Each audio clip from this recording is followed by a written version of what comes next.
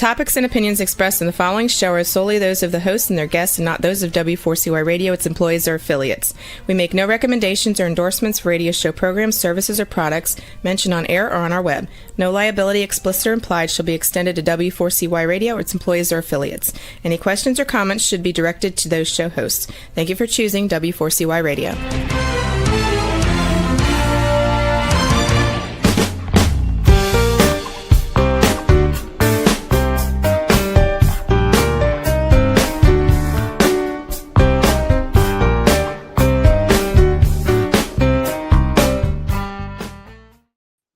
Hello and welcome to the Connected Table Live. We're your hosts, Melanie Young and David Ransom, your insatiably curious culinary couple. We love to travel the world to bring you the dynamic people we meet in wine, food, spirits, and hospitality. We love sharing their stories with you and the places we visit with you. David, where are we today? Virtually. Virtually, that's Mount Etna in the background. Yeah, high up in Mount Etna. And very high up above the tree line. Mm-hmm. Yeah. Which is where we were in 2022 with our guest today. Yes. Yeah.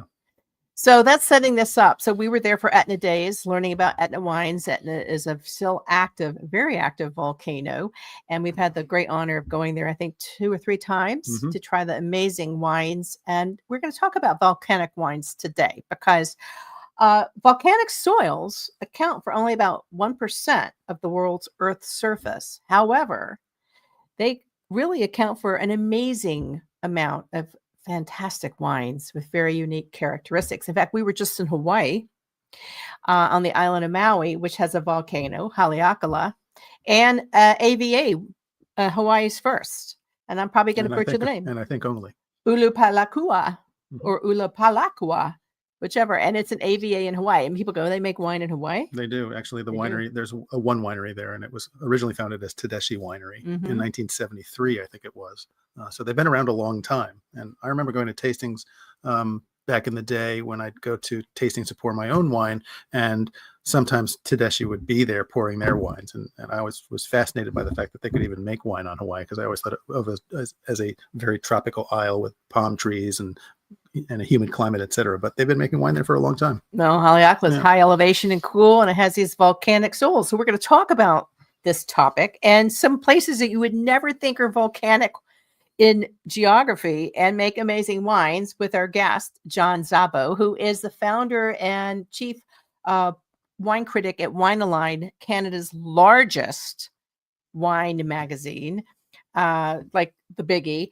He has been a Master Sommelier since 2004 and was Canada's first Master Sommelier. We have traveled with John a couple of times now, mainly in Italy, well, probably only in Italy, and definitely in Etna, and most recently in Campania, another amazing volcanic wine region. Yeah. John is prolific on the topic and author of a book called Volcanic Wines, Salt, Grit, and Power. It's won a lot of awards. He's working on an update. It's so fantastic. So we'll let him show the book because it'll show up better on his screen. But we want to welcome to the Connected Table, John Szabo, Master Sommelier. Hello, friends. Thanks for having me on. Good to see you. Lovely nice to see you. See you without your travel hat and you're probably one of the most dapper travelers that we know, besides your cohort, Michael Goodell. You two really represent Canada well. Brilliant, thank you. Although Michael wears more plaid, I think. Yeah, more plaid. Flannel shirts. So we learned before we were coming on air that your name is Hungarian. So that's your roots are Hungarian. There's a Hungarian chapter in the book. Give us a sense of your family and your background. Well, I was born in and grew up in Toronto. My father was born in Budapest. He left, like so many thousands of Hungarians, in 1956, just after the failed revolution against the Russians, or the Soviets back then. Ended up in Canada, where he met my mother, and that's why I was born in Toronto, and grew up in that sort of mixed family. David, have you been to Toronto? Many, many, many times. My parents are both from Buffalo, so we used to go over to Niagara Falls all the time and go to a place called Shirkston Quarry to go swimming. And I think they had an amusement park there too, which was in Ontario as well, along Lake Erie. But we went to Toronto a lot. And I have friends that live up there as well. Not John. Well, I I know went you do. once for work and I visited my client was Movenpick. Do you remember Movenpick? Oh, of course, yeah. Yeah, Legendary that was my moment. client. Oh, I've been there for that restaurant too. It That was was like great. awesome. Yeah. But I didn't know. That's my only context with Toronto, and I'm dying to go back. Is there a large Hungarian community there and in Canada? Yeah, there is still a massive Hungarian community. In fact, when I was at University of Toronto, all Hungarians play water polo. I played water polo, and we had the all Hungarian U of T water polo team. We'd confuse our opponents by speaking Hungarian in the water. Brilliant tactic. Do you still speak Hungarian? I do, yeah. I mean, it's a tough language. If you've ever looked into it, it's kind of its own language group. But I can, I can get along. Just got back from Budapest. In fact, I was there for the Hungarian Wine Summit, where I did a seminar masterclass on volcanic wine of all topics. Can you imagine? Imagine that. So tell us how obviously you're from Toronto. You were born and raised there. What got you interested in wine originally? And tell us about the path to becoming Canada's first Master Sommelier. All right. Well, I'll give you the brief version. My first interest in love was with food more than wine. I mean, my father always had wine around the house, but nothing really special at all. It usually came in a box, and he'd have a glass or two here and there. Didn't really have much interest in it. But eating, on the other hand, I love flavors. I love textures. I love, I learned to cook because of that. So my career actually started off in restaurants, but not like many sommeliers on the front of the house side. I was in the back of the house. I worked in kitchens in Toronto, and then in Niagara wine country, and then ended up in France, all the while, being exposed to fine wine along the way, and becoming a little bit more and more curious about it as I went along. So when I was in France, in Paris, I ended up doing this wine course, a sort of in-depth French wine program, 5 days a week, all day. I would do that, and then I would go work in restaurants at night, and sort of fell, like so many of us, for the world of wine and the possibilities it offered. So did a few other things, ended up importing wine, then carried on studying. I did my WSET diploma just so I could brush up, did the Canadian Sommelier Guild diploma, and a friend of mine suggested, well, why don't you take a run at this Master Sommelier exam? I said, what's that? Who are they? Tell me more. This was back in the early 2000s. Nobody in Canada had ever heard of the Court of Master Sommeliers. Anyhow, I looked into it and ended up doing my advanced, and then a year and a half later, I passed the MS in 2004. That's pretty good, because it's one of those tests that you can also take a lot, like the bar. So did you have to write a thesis? And if so, what was it? There's no thesis part of the MS exam. The MW, actually, I started doing the MW and the MS at the same time. Okay. Ended up happening to pass the MS first. So I thought, okay, it's time to get serious and maybe do some work, not just study my life away, although I would have been happy doing that. So no thesis required, but I eventually became a writer, moving out of restaurants altogether. And I love sharing the stories. I think like any writer, painting pictures with words and sharing background stories, teaching in a sort of passive and friendly way is a great joy for me. Well, as we all know, writing about wine can be challenging these days. You are in a really great position because WineAlign is a very large, well-read outlet. Tell us about it, because obviously we have here in the United States, Wine Spectator, Wine Enthusiast, Wine Advocate. I was just reading about Jeb Dunnick. I finally figured out who the hell he was, and now we're going to put him on the show. And there's a lot of interesting people, but we're less familiar here about what's going on in Canada. And it's an amazing large wine market, first of all, with some wonderful wine writers. We've met several on our trips. Tell us about WineAlign and Canada.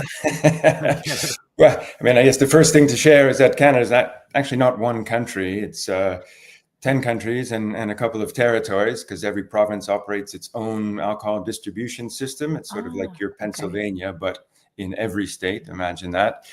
So WineAlign is based in Ontario. We've got about 10 million people. So even Ontario on its own is quite a big market. It's the biggest province in the country.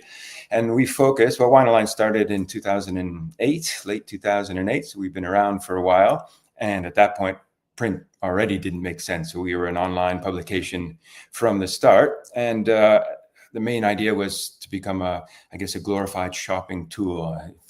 If we break it down to its essence, connecting readers with the wines that they could find, the best wines that we tasted at the local monopoly. We call it the LCBO, the Liquor Control Board of Ontario. And then we expanded outside of Ontario into Quebec and BC mainly. And now we've got readers all over the world, of course, because the wines are not only available in Canada, they're available in many other markets around the world. So, I mean, the concept is that we're multiple critics. So it's not just me. We're sort of 5 principal critics at WineAlign. We all taste independently, review independently, so that you as a reader, you can look up a wine, you'll see 3 or 4, maybe 5 different reviews on it.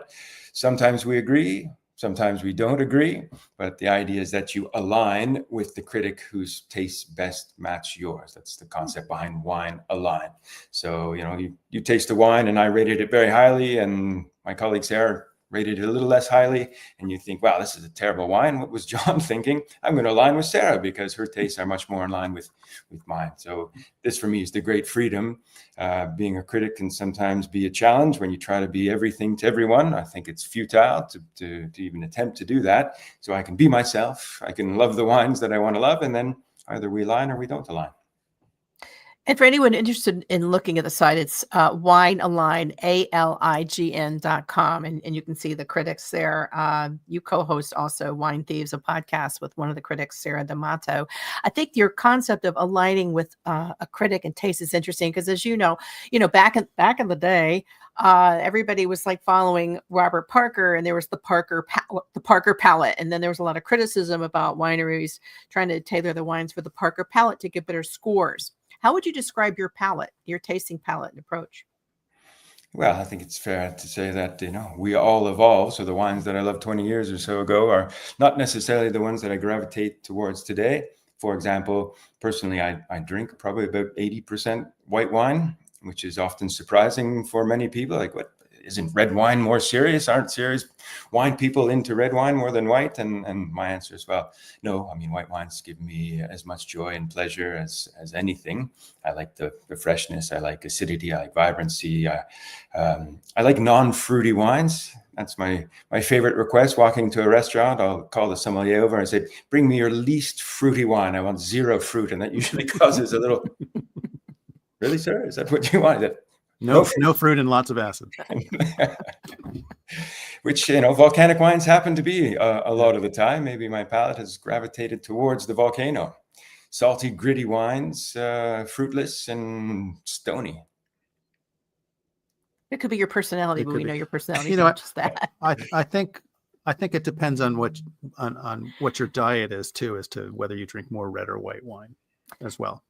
Yeah, because our theory is in the United States, I'm sure in Canada, a lot of people are having more Mexican food and Asian food and foods that naturally gravitate toward having and a lot of spicy foods. And some of the whites are just terrific. We eat a lot of sushi here. Although we did an article on red wine and sushi, people tend to gravitate toward white wines. Also, I have a theory that climate change is turning us to white wines. Yeah, we live in New Orleans. It's hot. Like, we have friends like, please don't serve us red wine. We can't take it. They want bubbles or white.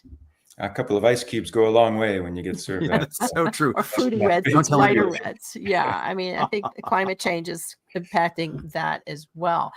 But so obviously you like to write about volcanic wines. Are there other, in terms of what you like to cover, and what got you into volcanic wines? What were you enjoying writing about? Because everybody has things they like to write about. I mean, David writes about, for his magazines, Toward the Trade. I tend to like to write about people who are planning to go somewhere and want to learn what to expect and where to go and how to eat.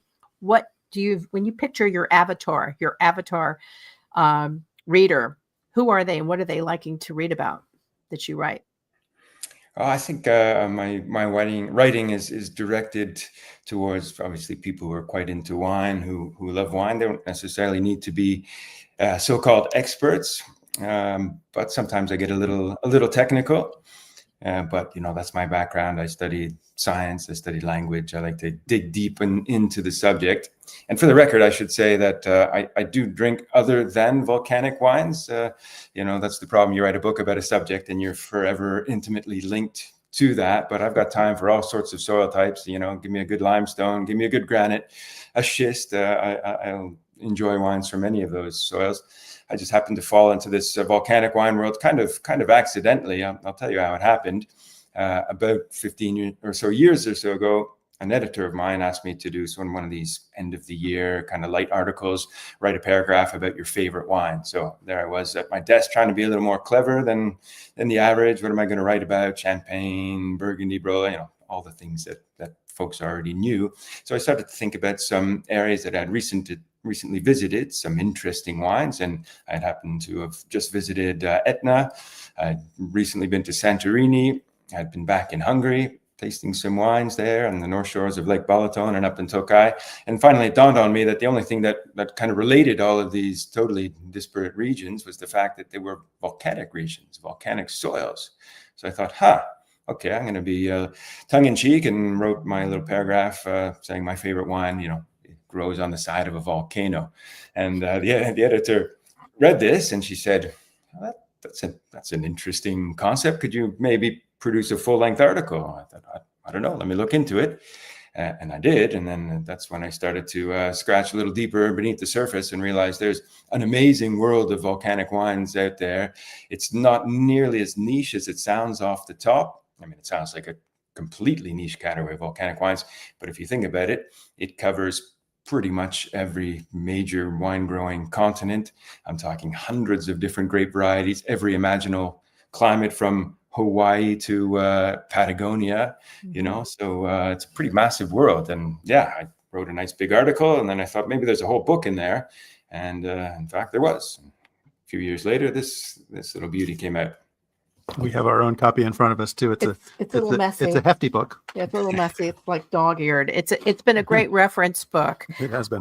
When writing, and we like. Well, I've had a fascination with volcanoes ever since I spent New Year's Eve looking at Tumalal in Chile, gazing into the crater and realizing I could die or get off the. It was like burping in my face, salt and everything.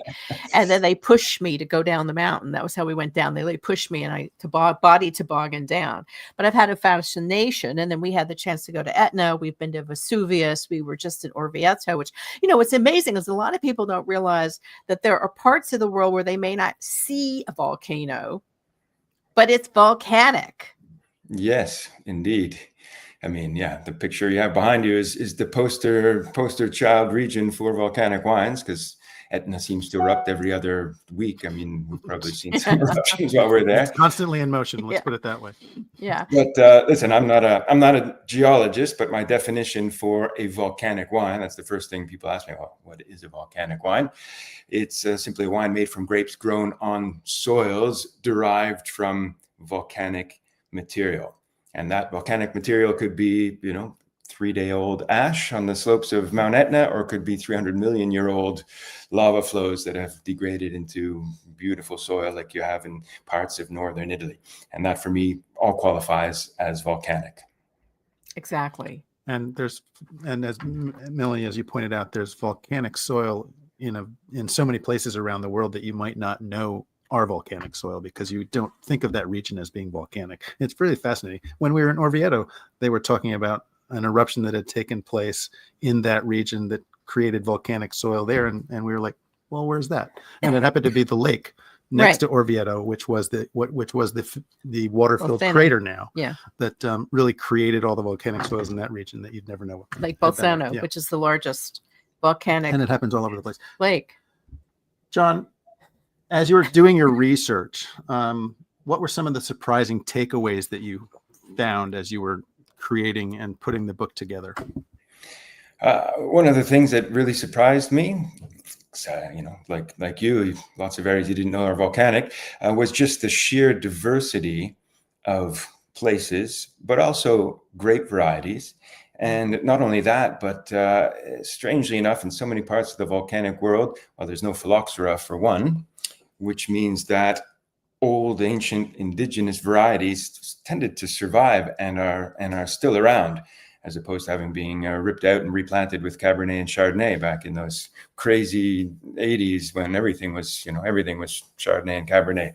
The Canary Islands is a brilliant example of this. And this is an archipelago that was settled in the 1500s by the Spanish, or by Iberians, I should say, who brought with them all of their grape varieties from home, because that's what a good 16th century sailor does. They need wine when they arrive. And they brought all of these varieties that subsequently went extinct on the mainland when phylloxera came in and wiped everything out in the late 19th century. So Canaries is like this Jurassic Park of about 80 different varieties, many of which you wouldn't find anywhere else on the planet other than there, because they survived. And this pattern kind of repeated all over the place. We were just in Campania, how many fantastic varieties are still around that the Romans were planting 2,000 years and even before that. And thankfully, those grapes have survived, and they give this amazing richness of diversity and flavors in that world. Something you describe in the book, just defining the character. The soils are diverse, and the types of volcanoes are very different. We've learned, and you've explained, and we'll ask further. Eruptions are all different, and they create different debris, as we say. But you do say that there are some common characteristics about volcanic wines, and one of them was the savory character. Yes. So, I mean, if we wanted to divide the vast world of wine into two kind of hemispheres, on the one hand, you'd have your fruity wines, and the other hand, you'd have your more savory wines. Obviously, there's overlap between the two, but more often than not, I would say 99 times out of 100, wines grown in volcanic soils fall on the savory side of the spectrum. And why is that? Why is that? Well, that's a $10 million question. I don't think even $1 million would cover that. The answer is complex, of course, but I'll break it down as simply as I understand it to be. And there's nothing simple about this world. Volcanic soils differ, even in the vast range of volcanic soils themselves. They all come from magma, which has erupted or come onto the Earth's surface. Magma's got different composition, but by and large has a huge range of micro and macro elements. So pretty much everything a vine needs is in all types of volcanic soil, from basalt through to rhyolites, which means that the vine has access to essential nutrients. Now, if it were too available, then you'd have super fertile soils, and you'd have big vigorous canopies, and probably pretty dilute, uninteresting wine. So, I mean, there are volcanic soils all over the world, but they're not all good for grape growing to make quality wine. In the tropics, for example, plenty of great volcanic soils in Costa Rica, for example. There they make great coffee, but not so much great wine. Climate being one, but the soils are too fertile. So the best volcanic soils tend to be younger, rockier, not very fertile, with low water availability, which means that those elements that are all in the soil can't be dissolved and taken up by a root system. So the vine is kind of semi-parched, the water availability is low. All the elements are there. It gets a little bit of everything, a broad diet, but still remains low vigor, which ends up being smaller bunches, smaller berries, more skin than juice in many cases, which translates into concentrated flavors. Mm-hmm.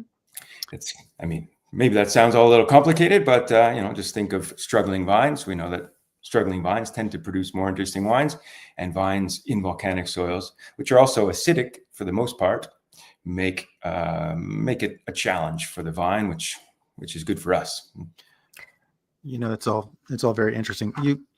You talk about volcanic soil, but one of the things that volcanic soil does is break down over time and become a different type of soil, but still volcanic. But the older it is, and with no eruptions on top of it, the more of a chance it has to break down. Is there in your research and in your travels, have you found a volcanic soil age requirement that produces the best type of wines out of it?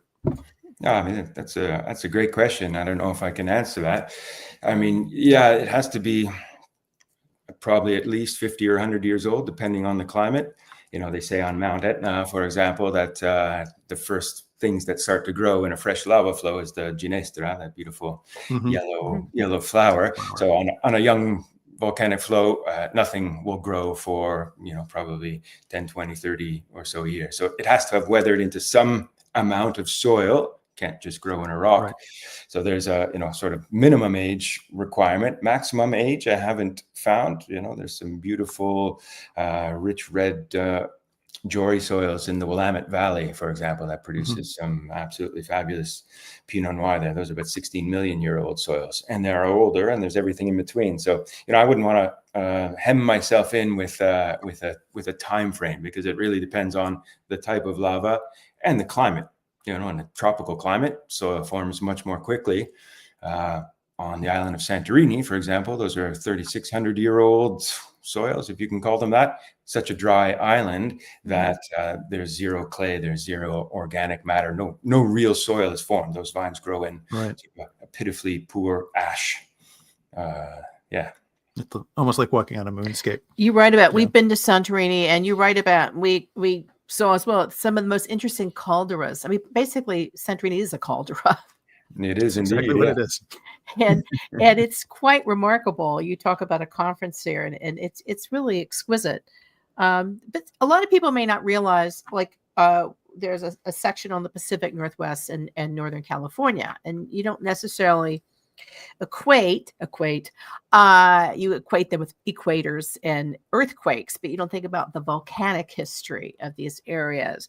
I'm curious, that's much further away than Santorini and Italy and the Canaries, how they're different region by region. Are the volcano compositions different? That would make the Willamette and basically the Pacific Northwest and Northern California unique in different ways. That might be useful to point out where and why volcanoes occur.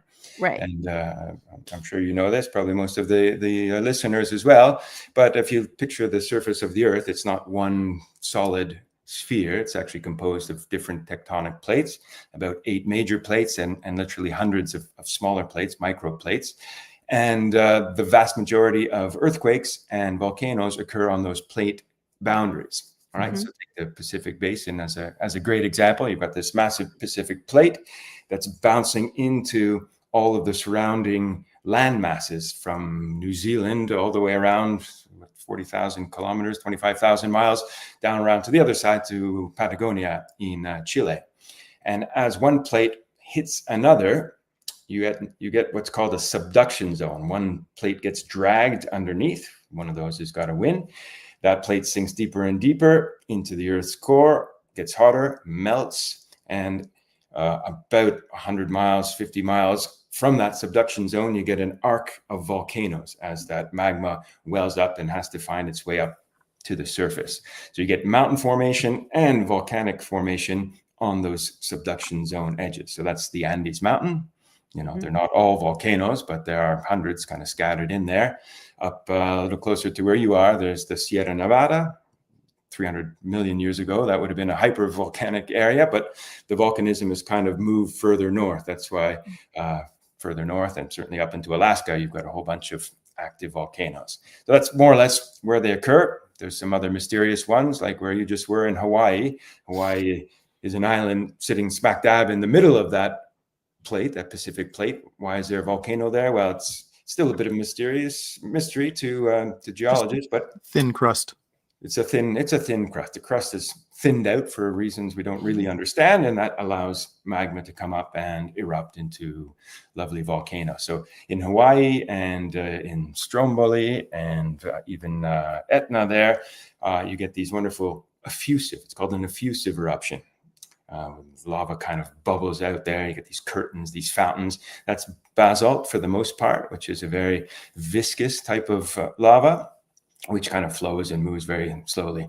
Compared to at the other end of the volcanic spectrum, you get these massive, they're called Plinian eruptions after Pliny the Younger, who described in horrific detail the eruption of Vesuvius in 79 AD. I mean, it's actually a fabulous read. He goes into amazing detail, but that is the sort of massive column of smoke that rises tens of kilometers into the air. Mount St. Helens, I guess, would have been a pretty recent example in 1980, was it, in Pacific Northwest? So that's another type of lava called rhyolite for the most part, which is much more viscous and takes a lot more energy to erupt. So when it erupts, that baby goes. So those are And your, it did. those are your And two main types. don't wait around to watch it. So there's Plinian, and then what was the other one called? It's called Hawaiian or Strombolian, Strombolian. or Yeah, effusive. that was something that was kind of an interesting takeaway when we were traveling, Yeah. the different types. When we were in the Big Island, obviously there's a massive and still active volcano there. And we walked on the crunchy lava fields, which are very different. Okay, the crunchy lava fields of Hawaii, Kilauea, and volcanoes versus the incredibly sandy soils that are pictured behind us in Etna when we took that tour, which was you can do it for anyone interested. You can. There are many day trips up to Etna by Jeep. Sometimes there's like this little airlift thing, but it was too windy. You sink into those. It's sandy, But it's a coarse gravelly sand. coarse It's very gravelly, but Yeah. like gravel sand to me is what it felt like walking on the thickest beach. Yeah, I mean, you get a little bit of both there on Etna. If you've seen the massive hardened lava flows, some of which happen to flow right in the middle of a vineyard, and vines on either side, and you get along with that a ton of ash. So they say in Etna, when the smoke is white, that's okay. That's mostly just steam, and it's almost continuously emitting steam. When it turns blue or black, that's when you got to be a little bit more weary about what's coming next. And winemakers describe, that black ash falling like rain, gumming up your windshield, getting on vine leaves, stopping photosynthesis. That's a whole different hazard of living and growing grapes on the side of a volcano. Interesting. We asked a lot of the producers that they don't seem to, when we were there last year. Yeah, it was last fall. Etna had just exploded. So around Catania, there was ash everywhere, like all over black. And we saw, the remains of old, like old little palmetto that had just fallen into whatever it was covered by ash. And we asked, no one seems to care. It's life. It's the Italian. That's life. You live on a volcano. That's life. And it's amazing. I remember asking a producer on the slopes of Vesuvius when I was researching the book. We go into his little cellar and I see the scratching on the wall. It says 1740 or something. I said, oh, when's that? I said, oh, that's when the cellar was dug out by my great grandfather, whatever it was. He said, but we've had to dig it out a few times since. I said, what do you mean? Well, it's a live, active volcano.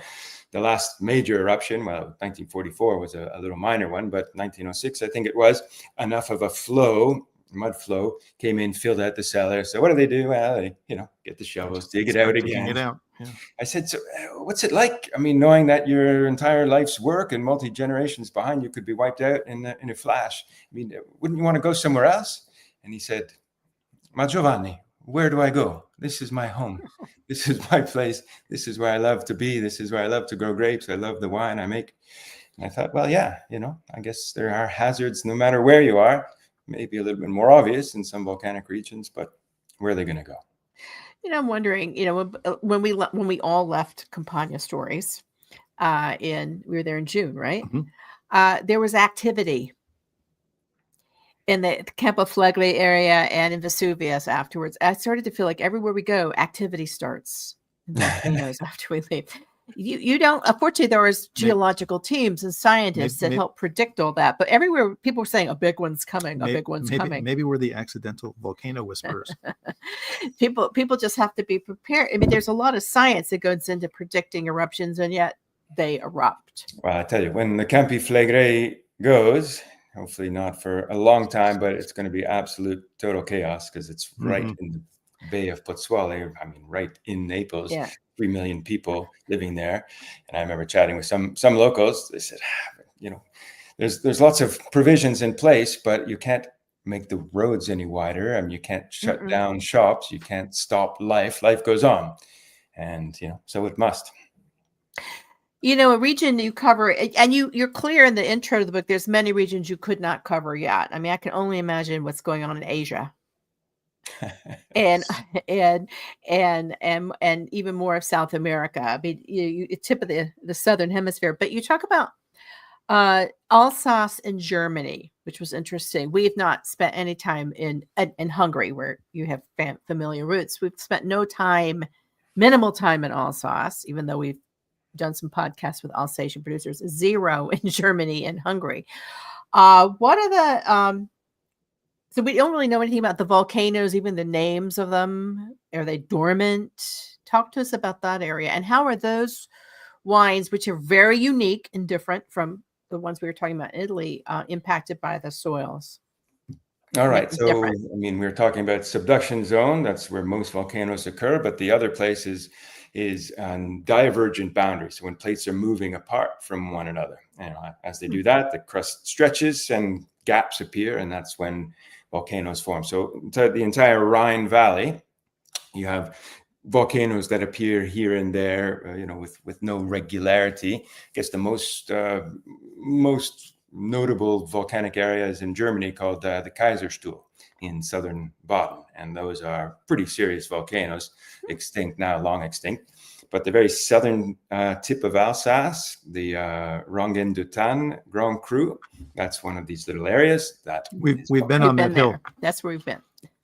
And were the wines good, my friends? I mean, they were very good. We did a picnic there. It's one of the great crus of Alsace. It was incredible, and a very steep hill too. By the way, we did a picnic right there with the importer and his team and the wines. It was a highlight. Yeah. I wonder if you knew you were on an old volcano at that point. I think we were told. Yeah. Anyway, it's interesting to find where volcanic regions are that you don't expect. Well, that's what I'm getting to, is like, you don't think about them if you're just out there looking around. And I did Google like the world's top volcanoes to see what there was.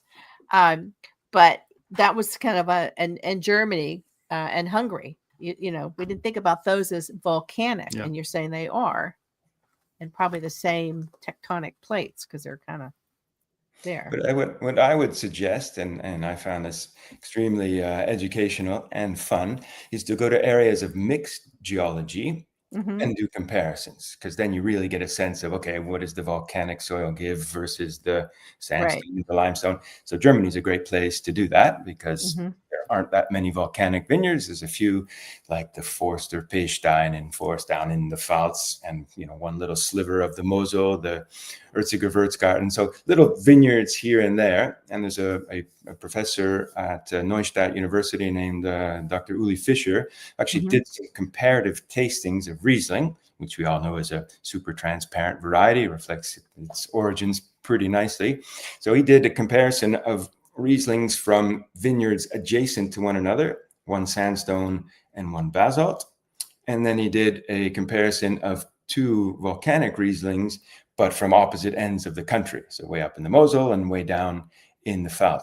And I mean, obviously the climate is not that similar when you're that far away, but he found that the flavor profile of the Rieslings miles apart were more similar than the Rieslings that grew next to one another, but on different soil. So, not that we didn't know this, but soil makes a big difference, and it does change the flavor profile. The acidity was a little bit lower in the volcanics. Not that surprising. When you've got dark volcanic soil, you absorb a little more sunlight, soils warm up, grapes tend to ripen a little bit higher. Another little maybe technical aside there, but I think it's kind of fun. Maybe your listeners won't think it's so fun, but I'm a bit of a chemistry geek, is that volcanic soils tend to have high potassium. And in the world of chemistry, potassium is an acid buffer. It makes acids less acidic. It sort of softens them out. So when you grow on volcanic soils, you tend to have a lot of potassium in your must, in your juice, which lowers the acidity, raises the pH, and changes the dynamic in the mouth. But that being said, I like acid, even though sometimes, technically speaking, the acids are relatively low. Volcanic wines tend to have this freshness because of another little theory of mine, which is saltiness. And Mm-hmm. you know, saltiness is the new minerality. Everyone's talking about the salinity of their wines, the Mhm. salinity of their wines. I'm glad, because I've been talking about it for 15 years. I thought maybe I was crazy, but everyone else is catching on. But I'm quite convinced, and still more research required, but there tends to be this sensation of saltiness in volcanic wines. Sometimes it's just plain old sodium chloride, like a seaside vineyard in the Canaries actually has measurably higher sodium chloride, table salt, from the sea spray, not from the soils.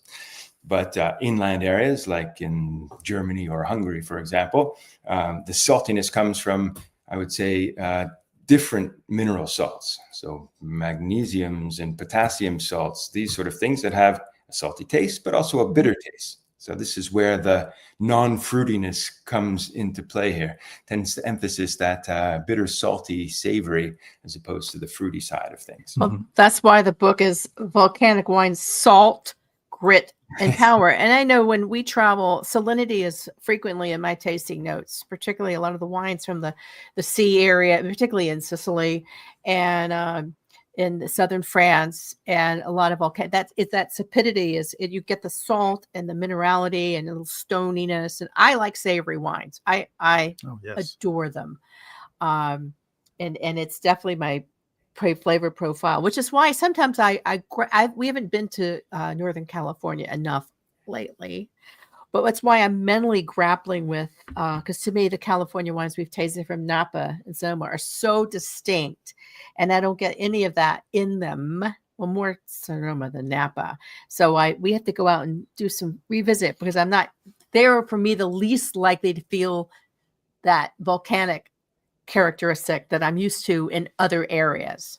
Well, listen, as a winemaker, you can also do all sorts of things to Right. shape the profile of a wine. And of course, if you let your Cabernet ripen to 28 bricks and then water it back, and Yeah. you're going to kind of beat the volcanic essence out of it. But go, next time you're there, go up to the Mayacamas side, the eastern side of the Napa Valley, up to like Pritchard Hill, Atlas Peak. Those are pretty volcanic areas, and the growers will tell you what a pain in the ass it is to do anything there. I mean, tractors are breaking all the time. It's just chunks of volcanic stone, and you taste those wines versus, say, something down on the valley floor, Cabernet, same producer, you get a radically different profile. Well, I think that's what we prefer, mountain wines from California. Oh, always. And well, we like, let's talk about the Southern Hemisphere. Well, before we go there, I want to okay. just make one note. It's interesting about that you're talking about Napa and Sonoma too, because there's a lot of volcanic soil out there, but there's also a lot of other soil out there. And I was actually just doing a series of articles with a winery in Sonoma that actually that straddles two AVAs, and one is Chalk Hill, and then the other is Russian River Valley. So one's volcanic and the other sedimentary, and they're very different wines, both grown on the same property. Yeah, the not so well named Chalk Hill. It's not limestone at all. It's volcanic ash. It looks kind of chalky because it's white volcanic ash. So let's switch. So South America, I've been to Chile, not to any of the wine regions. I've been everywhere, but I went to the volcanic region, Tumalal, and to the Atacama Desert, because I do have a thing for soil also. I like to try different areas. You cover some Southern Hemisphere, not a lot in the book, because that's a whole nother thing of traveling. What are some of your findings and takeaways from your travels that you've been there? Where would you like to go back and do some more field research? Well, I mean, we could start in Chile, which is a country that is eminently volcanic, but only just starting to discover the potential of the volcanic terroirs for wines. Right. I mean, I remember one of my favorite stories from the book was traveling to Chile for the research and meeting with a guy named Pedro Para, who's kind of a self-styled terroirist, pretty famous consultant these days around the world. But I came down from Santiago. He came up from Concepcion. We met in Talca, somewhere in the middle. And I was very excited to speak to this expert on soils. We sat down. The first thing he says to me, "But John, why the volcanic soils? They are the worst soils in all of Chile for the wine." Fantastic. Yeah, it's a great start to my interview. And then he went on to explain in greater detail that, as we know, there are good volcanics and there are bad volcanics. Most of the good volcanics had yet to be exploited for wine, because those are usually way up in the Andes or way down south where, 15 years or so ago, nobody wanted to go. Everything was centered around Santiago. But now I'm delighted to see what's happening down in Itata, for example, even further south, where it starts to get super volcanic, again, towards the Andes. Some new projects that have just come online or just being planted. So I would put that high on my list of places to revisit for the volcanics.